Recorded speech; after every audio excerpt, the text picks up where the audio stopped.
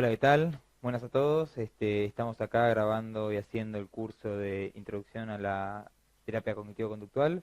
Yo soy Federico Sánchez, voy a ser su docente. Y yo, para presentarme, soy licenciado en Psicología, soy docente universitario en la Universidad de Buenos Aires, en la Facultad de Psicología, y soy terapeuta cognitivo-conductual. De vuelta, bienvenidos a todos.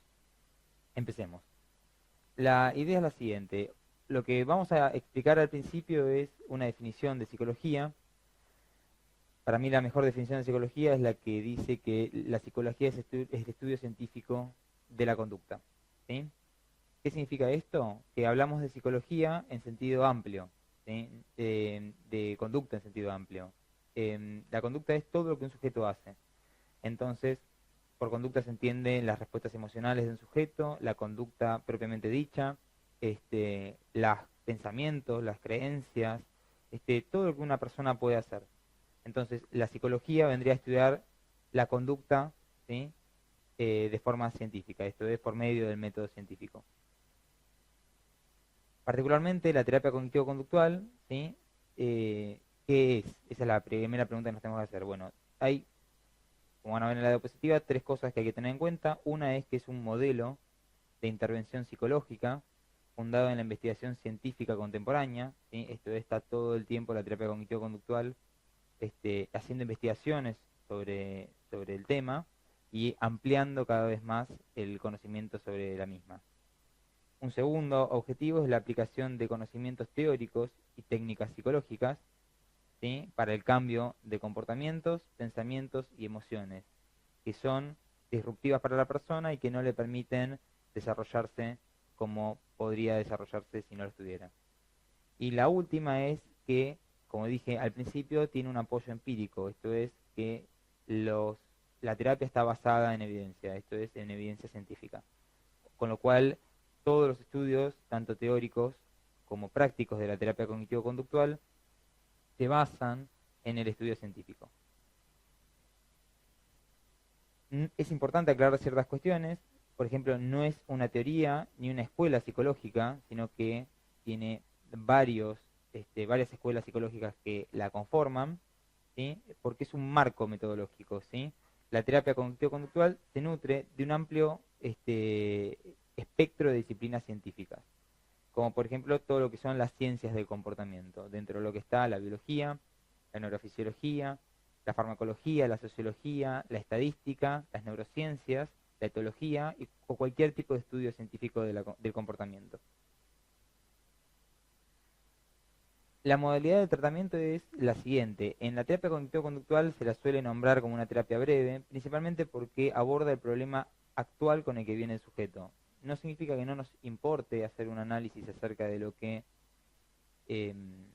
le pasó al sujeto en su historia, sino que eso, si está en contexto con lo que le pasa actualmente, se trabaja, pero generalmente lo que se aborda es el problema actual. ¿A qué se refiere con apoyo empírico de los tratamientos? A lo siguiente. El terapeuta conductual debe darle prioridad a aquellos abordajes que han pasado la prueba empírica, mediante estudios previos que comprueben la efectividad de una técnica. ¿Esto qué significa? Que no importa si nosotros tenemos afinidad con una teoría o no, ¿sí? O con una técnica o no, tenemos que usar la técnica que es más efectiva, la que demostró ser más efectiva. Por ejemplo, si a mí me gusta mucho la parte más cognitiva de la terapia y me olvido de hacer la parte conductual, la terapia no es efectiva y por ende no sirve. Lo mismo a la inversa. Este, si yo hago solamente la parte conductual y no abordo la parte cognitiva, se sabe que no tiene la misma efectividad. El terapeuta que se encarga de hacer este tipo de trabajo debería basarse en eso, ¿sí? En lo más efectivo. Y para eso hay estudios pormenorizados dependiendo del caso. Por otro lado, cosas que tiene en particular la terapia, ¿sí? Es que uno tiene que informar al paciente sobre las técnicas que va a aplicar. La terapia cognitivo-conductual, el terapeuta debe informar al paciente cuáles son los procedimientos que aplicará, qué es lo que le pasa, por qué cree que le pasa, las hipótesis que plantea el terapeuta. Todo esto es parte de la psicoeducación y es importante. De hecho, es una de las piedras fundamentales de la terapia cognitivo-conductual. Una de las piedras fundamentales es la psicoeducación. Explicarle qué le pasa al paciente, qué puede esperar, cuál es el pronóstico, cuál es el tratamiento más validado, cuáles son los tratamientos más validados, y explicarle por qué se van a llevar adelante determinadas técnicas de determinada manera y con determinado tiempo. La terapia se basa en ciertos pilares básicos, ¿sí? Lo que vendrían a ser los aprendizajes. Uno aprende cosas y lo que uno hace es aprendido. Los aprendizajes más comunes que uno estudia son el aprendizaje clásico, que lo vamos a explicar a continuación, el aprendizaje operante, el aprendizaje social y el aprendizaje cognitivo, ¿sí? Estos 4 pilares son los más importantes en los cuales se basa la terapia. Y la terapia se basa específicamente en estos 4 pilares básicos. Entonces es fundamental que cuando uno plantea un tratamiento de este tipo, tiene que tener un conocimiento profundo, ¿sí?, de lo que son estos 4 tipos de aprendizajes. ¿Por qué? Porque el tratamiento se basa en la modificación de lo que fue aprendido por el sujeto durante su historia de vida. Empecemos con el primero. Aprendizaje clásico, pavloviano, instrumental o respondiente. ¿Sí? Estos son los 3 nombres que se le dan. Pavloviano, ¿sí?, clásico o respondiente. ¿Sí? ¿En qué se basa este aprendizaje? Este aprendizaje, como se ve en la diapositiva, ¿sí?, acá vemos a un animal, a un perro, en el que se pasó a hacer lo siguiente. Había un estímulo, que es la comida, que genera la respuesta de salivación. Ninguno de nosotros puede no salivar si está está en presencia de comida cuando tiene hambre. Es imposible, uno no puede evitarlo, es un reflejo, no puede dejar de hacerlo. Esto se llama estímulo condicionado a la comida, estímulo incondicionado, respuesta incondicionada a la salivación. El hecho de que sea incondicionado es porque yo no lo condicioné, o sea, yo no hice nada para que esto pase, esto viene de fábrica, para decirlo de alguna manera. Entonces, lo que tenemos es otro tipo de estímulo, que es un diapasón. El diapasón claramente no genera una respuesta de salivación. A uno le toca bocina y empieza a salivar. Esto no existe. O sea, en ambiente natural uno no viene aprendiendo esto. ¿Qué pasa? Cuando uno, ¿sí?, empareja y vuelve contingente a los estímulos, y esto es la comida con el diapasón, ¿sí?, y esto lo hace sistemáticamente durante una cantidad de ensayos específica, lo que empieza a pasar es que el perro, el animal, el humano o el animal que fuere, empieza a salivar, ¿sí?, con el sonido del diapasón, además de con el sonido de la comida. ¿Qué significa esto? Que el animal se anticipa, ¿sí? O sea, responde al sonido del diapasón, ¿sí?, en vez del sonido de la comida. Ese es el aprendizaje que se da. Entonces, después yo hago sonar un diapasón y el animal saliva. Esto es un comportamiento que antes no tenía el sujeto y que esto no se hace de forma consciente. Uno lo aprende porque sí. Lo importante para aprenderlo es que los estímulos se hayan emparejado y se hayan vuelto, ¿sí?, contingentes. ¿Qué significa contingente? Contingente significa que la probabilidad de que los estímulos se den juntos es mayor que la probabilidad de que los estímulos se den separados. Por ejemplo, si una persona vive al lado de la vía del tren, no saliva cada vez que viene el tren porque un par de veces escuchó el tren pasar mientras estaba comiendo. Eso no pasa porque el sonido del tren no es contingente con el sonido con la comida, ¿sí? Esto es, la probabilidad de que pase el tren sin estar comiendo es igual o mayor que la probabilidad de que pase el tren y estés comiendo. Entonces, ese es el primer aprendizaje. Es un aprendizaje que es automático y te permite aprender un montón de cosas, ¿sí? Se puede condicionar el miedo, se pueden condicionar respuestas emocionales como miedo, amor, tristeza, o respuestas fisiológicas como la respuesta del sistema inmune, etcétera. Entonces, una vez que quedó claro lo que es el aprendizaje clásico, vamos al aprendizaje operante, skinneriano o instrumental, que es el otro gran pilar de la terapia cognitivo-conductual, de la parte conductual de la terapia. ¿En qué se basa? Si ven la imagen, ustedes ven una rata que está dentro de una caja que se llama caja de Skinner. Tanto a derecha como a izquierda tienen 2 palancas y en el medio tienen un lugar del que cae comida. En ese lugar cae comida y el animal ya lo sabe. El animal en un principio está hambriento, ¿sí?, y lo meten en la caja de Skinner. Como el animal está en búsqueda de comida porque sabe que hay comida en esa caja, empieza a buscar y a girar alrededor de la caja. Hasta que en algún momento, tanteando, logra bajar la palanca, ¿sí? Una de las palancas que esté a la derecha o a la izquierda, depende de cuál está activada, y cuando baja la palanca, el animal obtiene un, un trozo de comida, ¿sí? Un pellet de comida, ¿sí? Que es un pedazo de comida. Entonces, ¿qué va a hacer el animal? Va a comer y va a aprender que si baja la palanca, obtiene comida. Esto es un animal que está hambriento, que baja, que hace una conducta específica, que no es innata, bajar una palanca no es innato, y como consecuencia obtiene un refuerzo positivo, ¿sí? Que es algo apetitivo, ¿sí? Comida. Entonces, la próxima vez que yo lo meta al animal en esa caja, va a hacer esa conducta. ¿Esto qué significa? Que la comida aumenta la probabilidad de que aparezca la conducta, ¿sí? Esto es, se vuelve un refuerzo, ¿sí? Refuerzo se define porque aumenta la probabilidad de aparición de la conducta. Si uso la misma caja de Skinner, pero lo que hago ahora es electrificar el piso, ¿sí? Que es lo que se puede ver en la próxima diapositiva, lo que pasa es electrificas el piso y la palanca corta la electricidad, ¿sí? Si baja la palanca, corta la electricidad. Si se fijan, la conducta es la misma, o sea, es muy similar.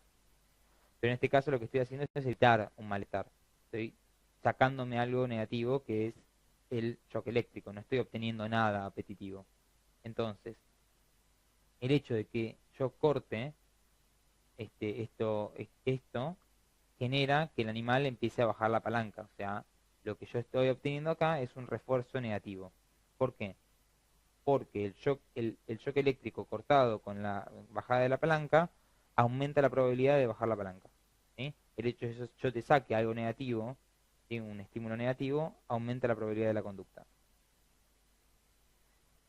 Entonces, ¿qué significa esto? Que nosotros tenemos un esquema de aprendizaje específico. Esto es, tengo refuerzos positivos y refuerzos negativos. Y tengo estímulos que son agradables y estímulos que son desagradables, ¿sí?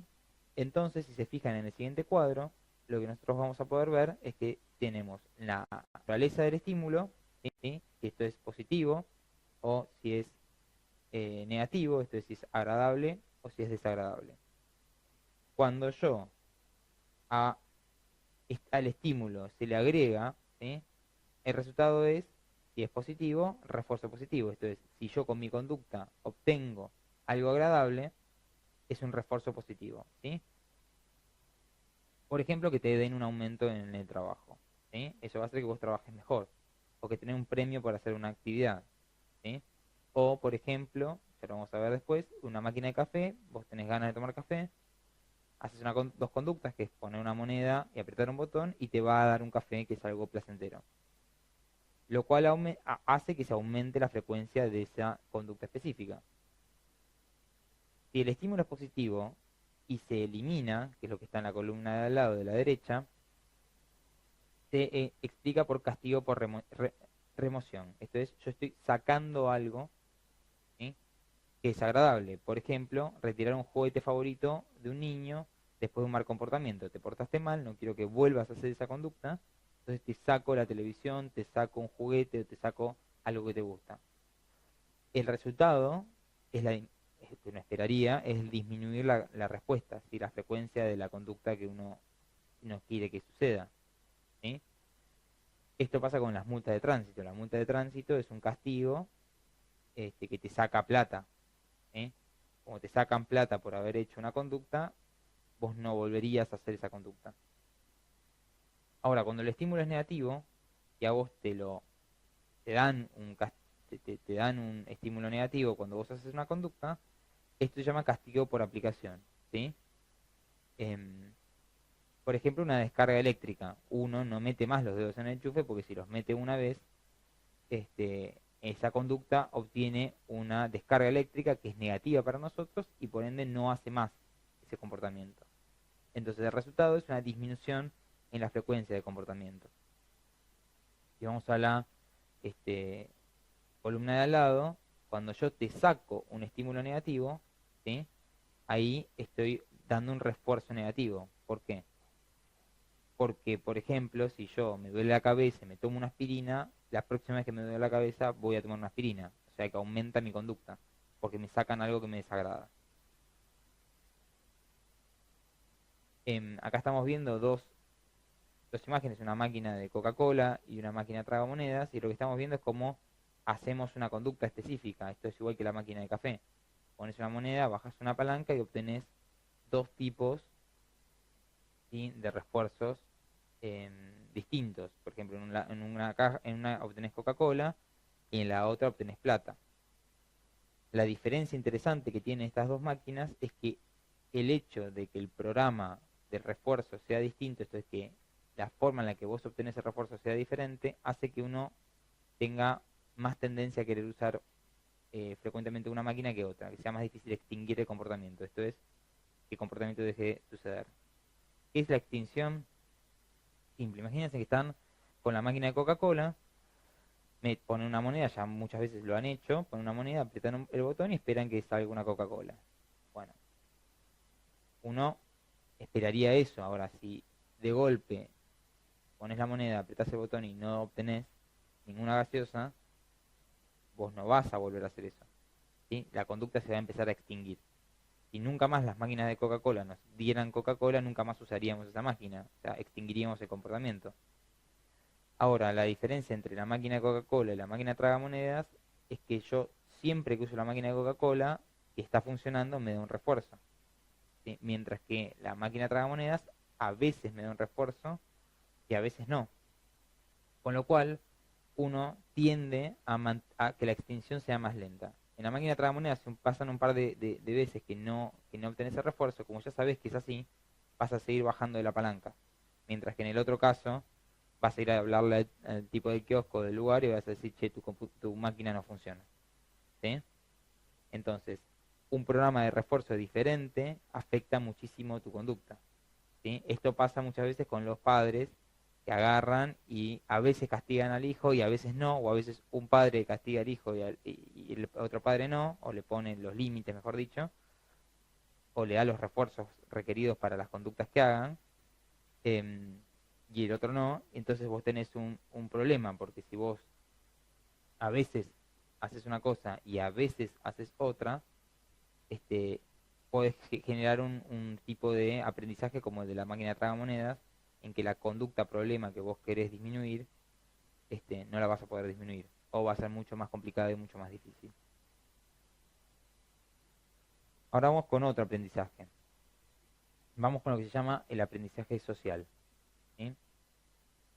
El aprendizaje social es un aprendizaje por medio del cual uno puede incorporar largas y numerosas cadenas de conducta a nuestros repertorios por el simple procedimiento de observar a otro cuando emites dichas respuestas. Esto es, yo observando a otro, ¿sí?, aprendo cosas. No hace falta que yo pase por la experiencia. Simple y sencillamente veo que alguien lo hace y listo. Por ejemplo, si yo voy y veo, nunca en mi vida usé una máquina de Coca-Cola, y de golpe veo a alguien que mete una moneda, aprieta un botón y sale una Coca-Cola, lo voy a imitar, porque es lo más fácil. No voy a andar probando todas las máquinas a ver cómo funcionan. Sabes un par y ya sabes más o menos cómo funciona. El aprendizaje social se basa en eso. Yo puedo ver a alguien haciendo algo y por ende respondo y aprendo, ¿sí? No hace falta que vea la conducta. De hecho, por ejemplo, si yo tengo un grupo de vacas y una de las vacas se acerca al alambrado y el alambrado le da una patada, el resto de las vacas no hace falta que vayan al alambrado y se den una patada. Simplemente viendo la primera, dejan de hacer esa conducta. Hubo un experimento que lo hizo Bandura en 1969, que era el siguiente. Agarraban a un grupo de niños, ¿sí?, que estaban mirando y observando a unos adultos, ¿sí? A los adultos se los premiaban por las agresiones físicas o verbales que hacían, ¿sí? Se les daba premios. Como cualquier tipo de refuerzo, puede ser chocolate, comida, lo que fuera, o se los aplaudía o se les decía que estaba bien lo que estaba haciendo. Los que hacían ese tipo de observación, los niños que veían a los adultos que eran premiados por agresiones físicas o verbales, ¿sí?, tenían más tendencia a generar conductas agresivas parecidas a la de los adultos. mientras que el otro grupo de chicos que veía que se los castigaba por este tipo de conductas, tenían menos tendencia a tener conductas de agresión verbales o físicas. Ahora, cuando se les dio un incentivo a los dos grupos para que hicieran conductas agresivas, ¿sí?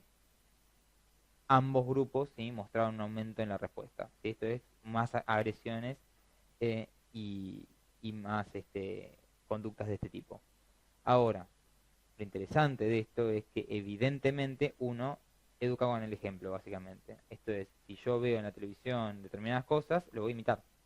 Y más un nene chiquito. O sea, es más sensible.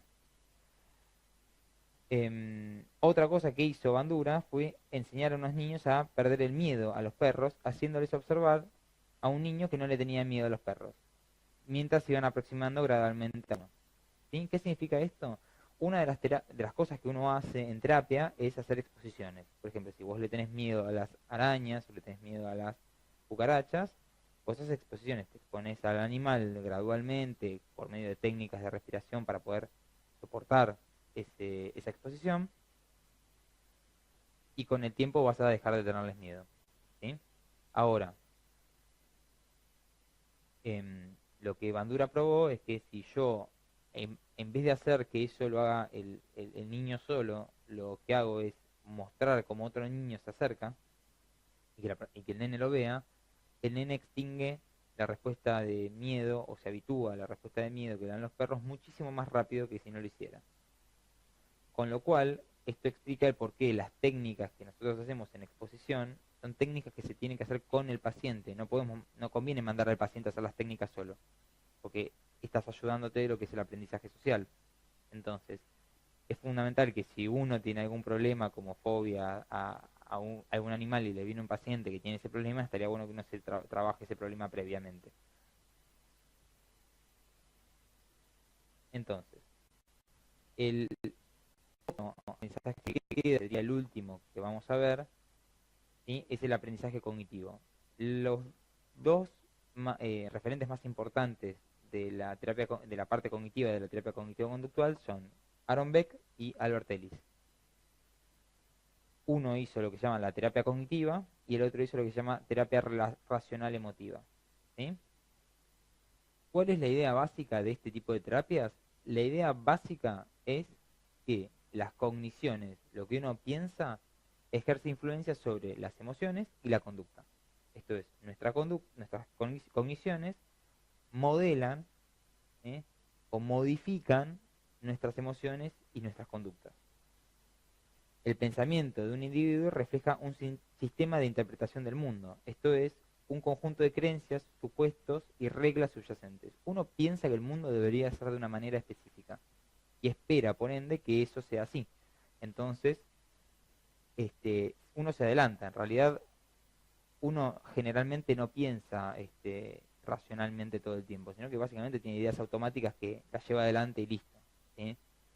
Por ejemplo, em, uno cree que el rosa es para nena y el azul es para nene, y eso es una cuestión que es cultural y que no tiene una base. ¿Sí? Entonces, si nosotros vemos a una persona, un hombre vestido de rosa, ya pensamos una cosa. ¿Sí?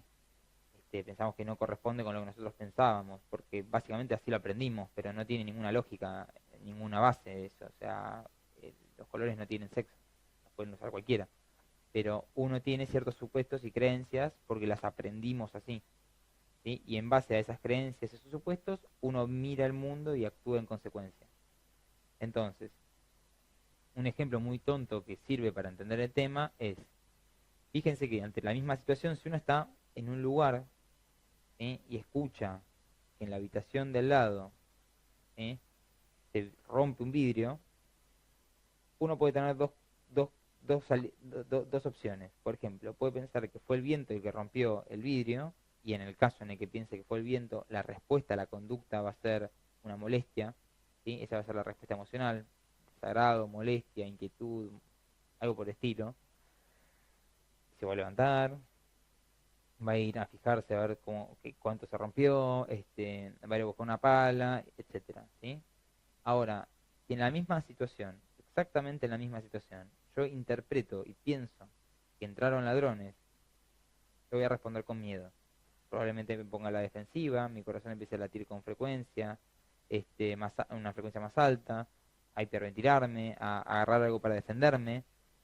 Y en realidad la única diferencia entre la primera situación y la segunda es que yo pensé dos cosas distintas, o sea, en base a mi sistema de creencias, ¿sí?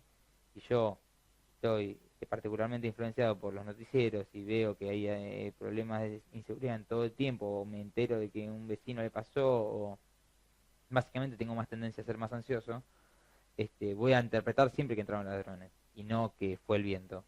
Y eso va a hacer que yo sufra más de miedo o de ansiedad que una persona que no tiene ese sistema de creencias. Esto es básicamente lo que plantearon Ellis y Beck. Entonces, ¿cuál es la primera premisa de Beck?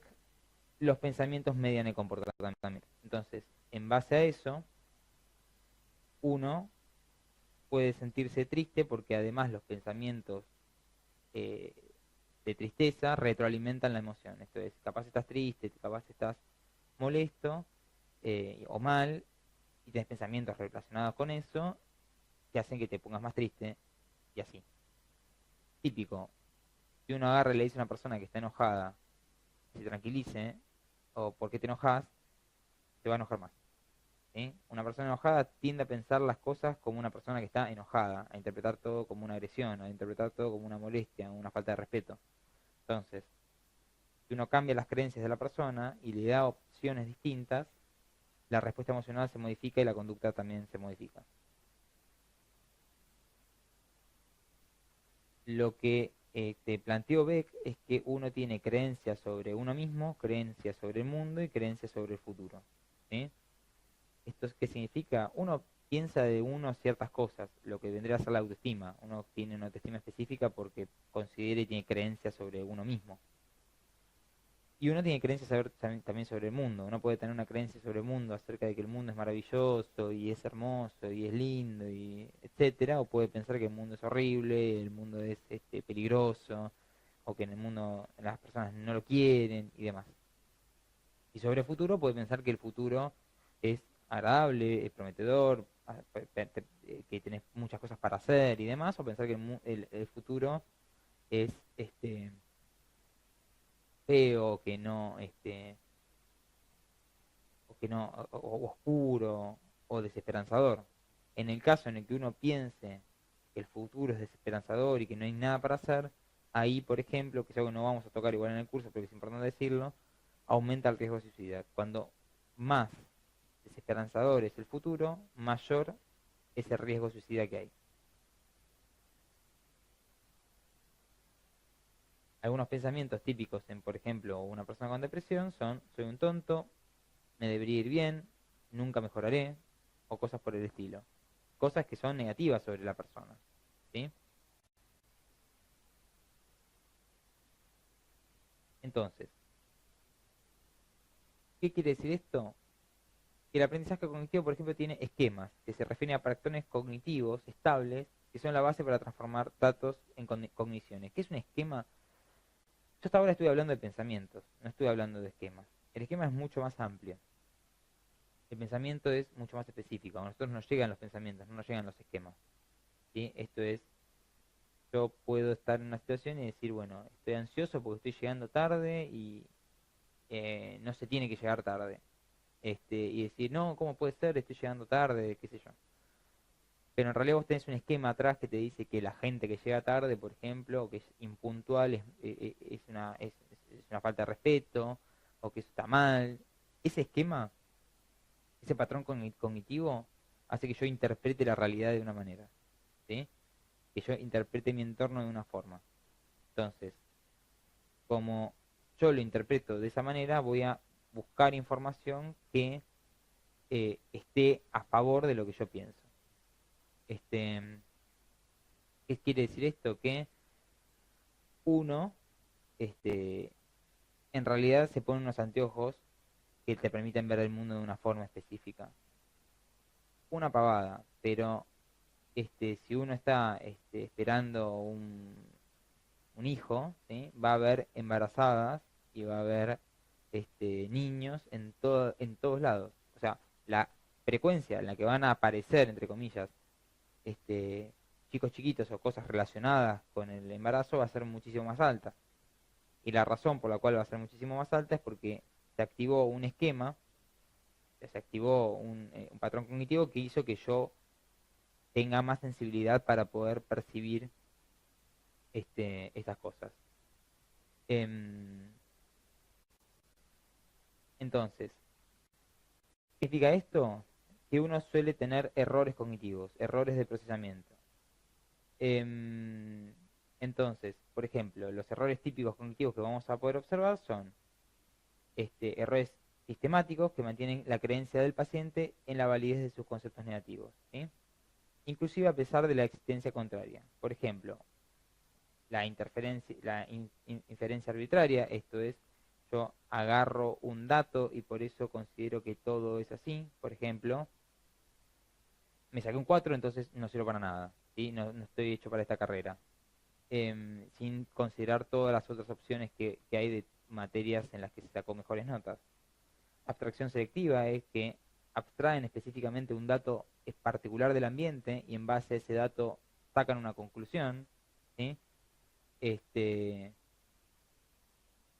La otra es una generalización excesiva, es un pensamiento tipo todo o nada. Yo generalizo de forma excesiva, considero que si esto fue así, todo va a ser así, ¿sí?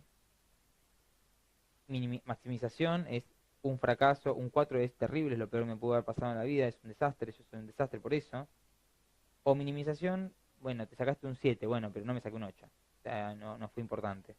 Personificación es la típica, todo me pasa a mí. Y pensamiento absolutista, que significa justamente eso, ¿sí? Que es un pensamiento que es dicotómico, que es todo o nada. Por ejemplo, ejemplos de errores cognitivos son: si no puedo tener lo que exactamente deseo, soy un fracaso, ¿sí? Si no está perfecto el trabajo, no sirve, eso es perfeccionismo. No me fue bien en este trabajo, entonces no me va a ir en otros, sobre generalización o generalización excesiva. Aquello no funcionó, fracasé una vez, soy un perdedor, que es autoevaluación global. Bueno, esta fue la primera clase del curso y nada, espero verlos a todos en las siguientes, ¿sí? Así seguimos aprendiendo un poquito más.